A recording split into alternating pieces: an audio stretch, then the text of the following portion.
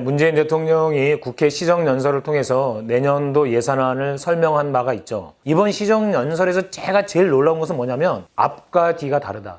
그러면 청와대 참모진 전체가 상황 판단을 얼마나 잘못하고 있는지 이런 부분들을 좀 얘기해 보려고 합니다. 영상 보시기 전에 구독과 좋아요 꼭 눌러주시기를 부탁드립니다. 이 예산 설명에서 4가지 항목을 강조했습니다. 더 활력 있는 경제를 위한 혁신 예산이다. 더 따뜻한 사회를 위한 포용, 더 정의로운 나라를 위한 공정. 마지막 4번째는 더 밝은 미래를 위한 평화. 이 4가지 목표를 담아서 513조 예산을 책정했다는 겁니다. 이 예산에 대한 설명에서 첫 번째가 혁신이죠. 혁신에 관한 이야기는 뻔하겠죠. 그 전에 창조경제라거나 이런 거하고 다 비슷한 겁니다. 다시 말하면 대기업에게 확실하게 몰아주겠다는 건데, 여기 이제 내용도 보시면은 인공지능 같은데 1조 7천억을 사용한다는 거고요. 그 다음에 핵심 소재에 한 2조 원 정도. 근데 가장 많은 3조가 투자되는 분야가 있는데 뭐냐면 시스템 반도체, 바이오 헬스, 그리고 미래차입니다. 시스템 반도체 어느 기업에 투자를 할까요? 삼성전자입니다.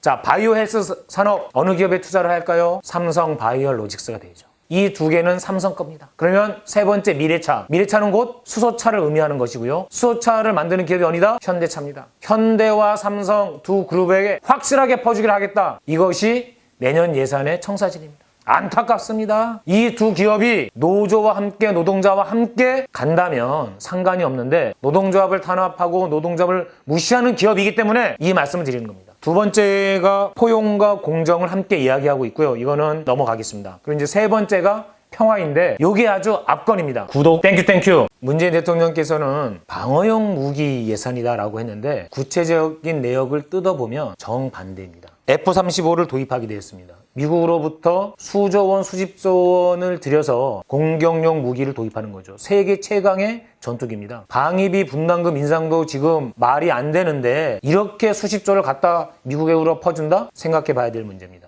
여기에다가 장거리 공대지 유도탄 도입, 합동 직격탄 도입, 정밀 타격 능력을 갖춘 현무 미사일, 배에서 쏘는 또는 잠수함에서 쏘는 해성 미사일, 이런 공격용 무기들이 쭉 나열되어 있습니다. 상대방으로부터 날아오는 미사일을 맞추는 패트리어트 같은 요격 미사일, 방어 미사일이 아닙니다. 공격용 미사일이에요. 여기다가 상륙작전, 적진 깊숙이 침투하는 해병대의 공격 능력을 향상시키기 위해서 대형 수송함, 상륙 기동 헬기, 상륙 공격용 헬기, 상륙 돌격 장갑차, 이런 무기들을 전부 다 도입하고 개발하는 비용으로 전년도보다 더 많이 증액되어 있다고 하는 겁니다. 제가 여기서 걱정스러운 것은 저는 재벌 중심으로 내년 예산 짰습니다 하고 재벌 중심의 예산 짜는 거는 차라리 앞뒤가 맞아요. 그런데 평화 예산이라고 해놓고서 공격용 무기를 사실은 다 도입한다? 이 말이 안 된다는 겁니다. 그 다음에 문제는 더 있습니다. 이렇게 예산안을 얘기하고 난 다음에 불공정과 특권에 대해서 이야기합니다. 구독 땡큐. 조국 사태로 촉발된 이 불공정과 특권 문제, 이거 해결하겠다. 근데 이 말씀을 하시는 시점에 이미 톨게이트 수납 노동자들은 대법원 판결도 받고 2심 판결도 받았습니다. 무조건 그분들을 직고용해야 합니다. 그런데 직고용하지 않고 있죠. 오히려 민주노총 조합원들을 분리분산시키고 부당한 노동자 탄압을 하고 있습니다.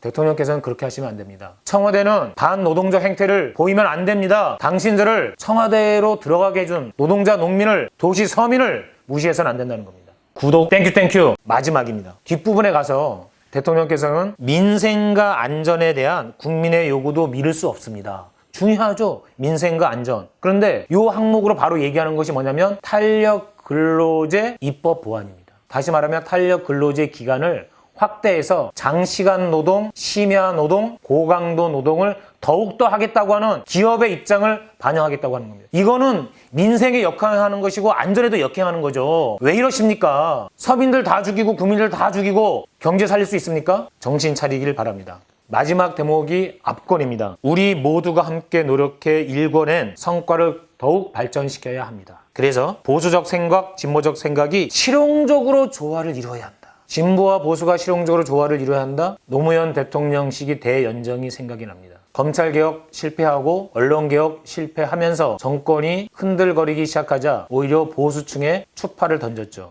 문재인 정권 다시 촛불의 품으로 노동자, 농민, 도시, 서민, 양심 인사들의 품으로 돌아오기를 촉구합니다.